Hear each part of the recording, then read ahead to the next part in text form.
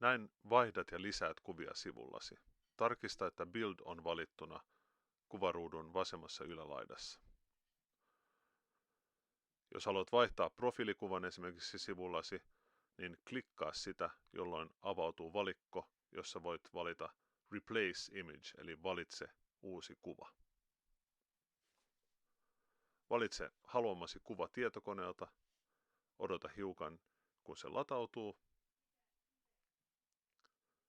ja uusi kuva tulee paikalleen näin. Jos haluat valita uusia kuvia tai siirrellä kuvia galleriassa, niin kuvien siirtäminen toimii sillä tavalla, että vaan vedät kuvan toiseen paikkaan. Näin. Ja jos haluat lisätä kuvia sinne, klikkaa ja avautuu valikko, jossa lukee Add Images, eli lisää kuvia. Valitset haluamasi kuvat tietokoneelta, odotat hiukan, että ne latautuvat ja uudet kuvat ovat paikoillaan.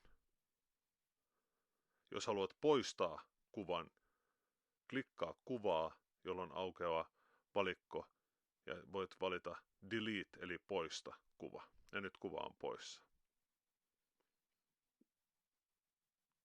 Jos haluat lisätä kuvia, paina Add Image, valitse haluamasi kuva ja se tulee sinne.